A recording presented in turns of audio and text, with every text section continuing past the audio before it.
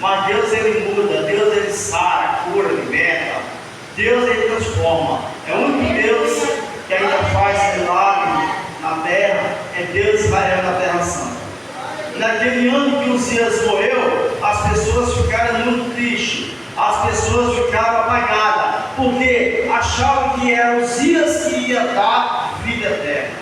Porque tem muitas pessoas que elas estão olhando não para Deus, elas estão olhando para o homem.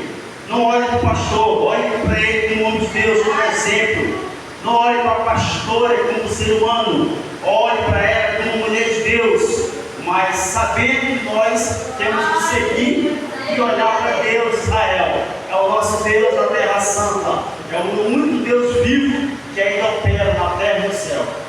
E nesse tempo, aquelas pessoas intimadas, amarradas, para olhar para o homem, o rei Uzias. Porque o rei Uzias fez muitas coisas boas para aquelas pessoas, mas estava esquecendo de Deus. Não esquece de Deus. Não pode virar as costas para Deus, porque é Deus que faz o milagre. E quando de repente Deus se apresentou para Isaías, ele simplesmente olhou e ficou abismado. Ele se assustou, porque ele falou: eu não sou digno de ver Deus, eu vou morrer. Ei, a gente fala, nunca na Bíblia, eu não vi ainda, não relata, que viu a face do Senhor Deus. Mas ele se apresenta de diversas formas. Ele se apresentou para Isaías com os serafins, os corubins, os querubins, os anjos, aqueles grupos celestiais que estavam ali para se apresentar para Isaías, porque Deus tinha um chamado na vida de Isaías, porque Deus tinha um projeto na vida de Isaías. Isaías não era digno, mas Isaías tinha chamado. Ei, você tem um chamado, você é escolhido para fazer a obra do Senhor. O profeta não é aquele que está dentro da igreja, é aquele que está fora. Porque Deus, Ele tira do mundo, Deus, Ele transforma, Deus, Ele muda as coisas mais loucas da terra para confundir os grandes. E assim Deus faz. Lá atrás, Jeremias não sabia mal falar, mal pregar, mas Deus colocou palavras na boca de Jeremias, profeta das nações. Jeremias cresceu falando de Deus, aquele povo de Judá, aquele povo de Israel. E assim foi na vida de Isaías. Isaías tinha uma missão de levar a palavra para aquele povo de Judá, para aquele povo de Israel.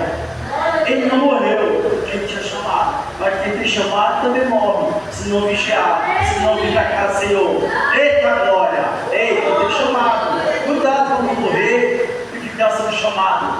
Obedece à voz de Deus. Deus se apresentou para Moisés.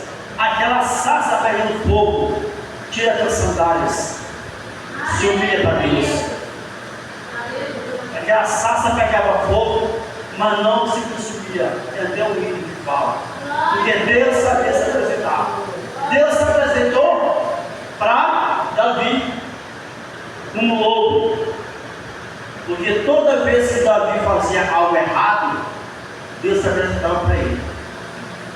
Mas Deus tinha um projeto na vida de Davi, e Davi, ele pagou um preço. Foi salvo, mas pagou um preço. Todos nós que estamos na igreja vamos ser salvos, mas vamos pagar o preço. Eu já paguei um preço muito alto, ainda bem que não foi com morte, mas Davi pagou com morte. Amém? Isaías tinha um chamado brilhante para falar de Deus, falar do Senhor, daquela terra de Judá, daquela terra de Israel.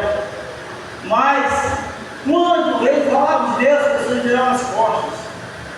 E quando ele viu aqueles grupos celestiais, querubins, anjos,